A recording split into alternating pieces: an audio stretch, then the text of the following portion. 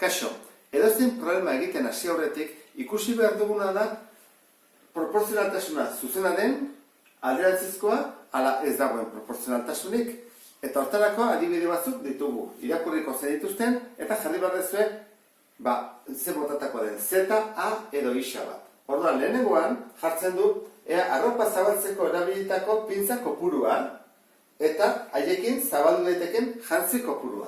Orduan, goazen pentsatzea, hortarako bi arrazoi. Adibidez, jantzia. Goazen pentsatzea, bat jartzen dugula, jantzi bat. Zenbat pintza behar ditugu? Bi, ez da? Normalean, bi. Eta zer gertatzen da? Baldin baditu, bat ezan badian, 3, zenbat pintza beharko ditugu? 6, ez da? Bakoitzak 2 behar ditulako. Ez bada galtzerdi bat edo horrela. Goazen pentsatzea, jantzirenak behar dutela 2 pintza, bestela ez da proporzionala izango. Zer esango dugu kasu honetan? Proporzionala dela, bai. Horran, zeta bat jateko dugu, horrela eginda, bidetan, atatzen dako zenbaki berdina. Proporzionala da, bi arrazoiak. Horran, goazen hurrengoa, ibilgailu kopurua eta plazak. Orduan, goazen pentsatzea, ibilgailu bat dula. Horran, ibilgailu batean, zenbat plaza daude? Normalean, motoa baldin bada bikoa, kotxe batzuk laukoa edo bostekoa, eta autobusa baldin bada askoz gehiago. Horran, pentsatuko dugu ibilgailu denak berdinak direla, bestela ezingo dugu proportzioa egin. Goazen pentsatzea, kotxeak direla. Normalean kotxeak dira bostekoa. Ordan, kotxe batek, ibilgailu batek, 5 plaza ditu. Orduan, baldin bada ditut adibidez 3 kotxe, zenbat plaza ditut? Biderriru, ez da? 15. Ikusten ez duen bezala, egin dut. Biderriru? Hore biderriru. Proportzionala da, zuzena gainea. Bat handitzen denean, beste ere handitzen da. Biderriru? Biderriru. Goazen guztia, urrengoa. Urrengoan jartzen du, hemen, antzerkila doazen pertsonak. Orduan, eta zenbat horrentzen dute. Joate bada pertsona bat, eta balio badu, 20 euro, pixka gaiztea da, baina hola ordendu bada batzutan, joaten badira adibidez 3 pertsona, zenbait ordendu beharko dute? 60, ez da? Zer egin dut? Hau biderriru eta hau biderriru. Logika da. Orduan, hau ere izango ezake zuzena. 3ak zuzenak dira. Zer gertatzen da?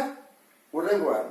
Urrengoan jartzen du, kamioi bat deskargatzen ari direla, eta langileak eazen bat denbora behar duten deskargatzen. Orduan, baldin badago pertsona bat, goazen pentsatzea, pertsona bat dagoela, eta lan egin behar du, eta guztira, behar ditut 4 ordu. Orduan, kamioia deskargatu du 4 ordutan. Jarri ezagun beste bat, adibidez, 2. Jartzatik. 2 baldin bat dira, beharko dituzte 8 ordu deskargatzen kamioi hori? Ez da? 2 baldin bat dira, azkarrago egingo dute, lehenago egingo dute. Horregatik, batek egiten badu 4 ordutan, 2 beharko dute denbora erdia, 2. Horran, kaso honetan, 2 pertsonak 2 ordu bakarrik behar baldin badituzte, alderantzizkoa da. Zergatik? Goazen, alderantziz jartzea.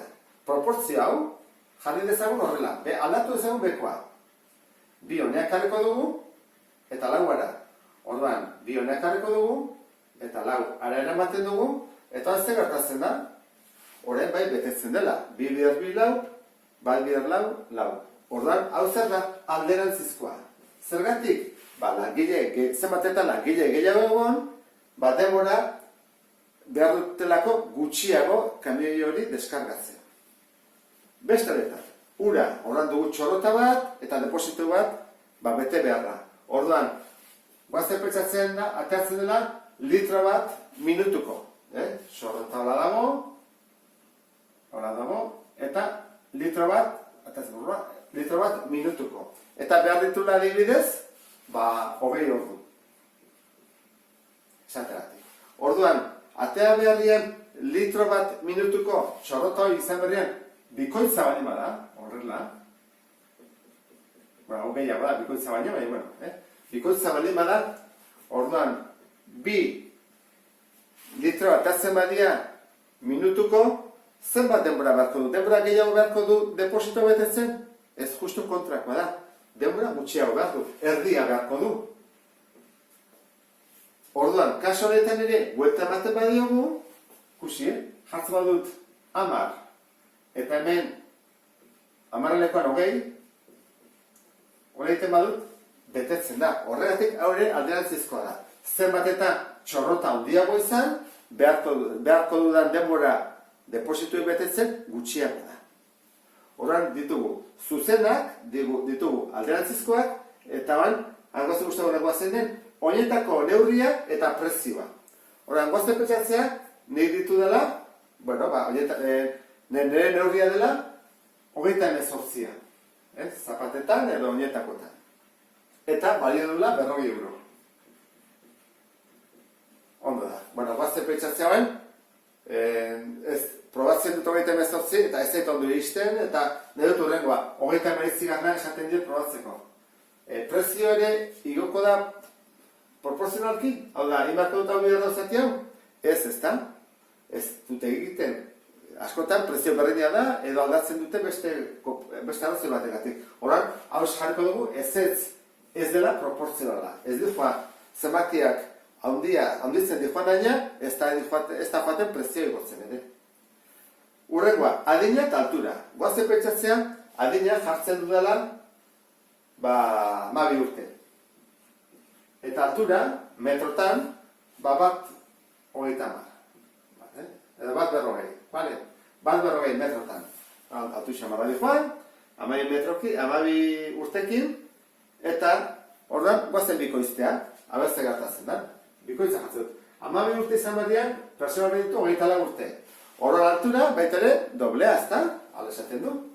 2,80. Zer uste zaiztu, 24 urtekin, 2,80 metro neurtuko ditula?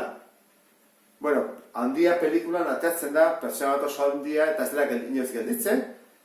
Izan daiteke kaso berezin bat, olako zer da, baina 2,80 ez. Orduan, zer gertatzen da? Kaso honetan ere ez dela proporzionala, ez da atako. Horra esango dugu, hau ere ez. Adinean behar nik bali baitut urte bikoitza, altura ez dut izango bikoitza. Eta 3koitza eta 4koitza, eta zer gertatzen da. Ni ditu danean, 40 urte zer izango ditut 8 metro, 10 metro torrela, ez da. Horra, hau da, lehenengo gauza egin behar duguna, problemak egin aurretik. Gure arte, agur.